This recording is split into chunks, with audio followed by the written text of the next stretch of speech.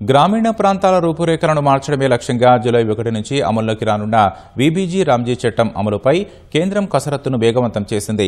నిన్న ఢిల్లీలోని కర్తవ్య భవన్లో 18 కేంద్ర మంత్రిత్వ శాఖల ప్రతినిధులతో ఒక ఉన్నత స్థాయి సమీక్షా సమావేశం జరిగింది. గ్రామీణాభివృద్ధి శాఖ కార్యదర్శి రోహిత్ కాన్సల్ అధ్యక్షతన జరిగిన సమావేశంలో ముసాయిదా కన్సర్వెంట్ ఫ్రేమ్వర్క్పై చర్చించారు. పంచాయతీరాజ్ శాఖ నేతృత్వంలో క్షేత్రస్థాయి నుంచి ప్రణాళికలు రూపొందించి అన్ని పథకాలను సమన్వయం చేస్తూ ఈ కొత్త విధానాన్ని అమలు చేయనున్నారు. గ్రామీణ ప్రాంతాల్లో నీటి భద్రత, జీవనోపాధి అవకాశాలు, మౌలిక సదుపాయాల కల్పన, వాతావరణ మార్పులు తట్టుకునే శక్తి, స్థానిక ఆర్థిక అభివృద్ధిని సాధించడమే చట్టం లక్ష్యమని గ్రామీణాభివృద్ధి శాఖ కార్యదర్శి రోహిత్ కాన్సల్ స్పష్టం చేశారు. ఇందుకు వికసిత్ గ్రామ పంచాయతీ ప్రణాళిక కీలకం కానుంది. స్థానిక ప్రజల భాగస్వామ్యంతో ఈ ప్రణాళికను సిద్ధం చేసి గ్రామసభ ద్వారా ఆమోదిస్తారు. తద్వారా స్థానిక అవసరాలకు అనుగుణంగా కేంద్ర రాష్ట్ర ప్రభుత్వాల నిధులను వాడుకునే వీలు కలుగుతుంది.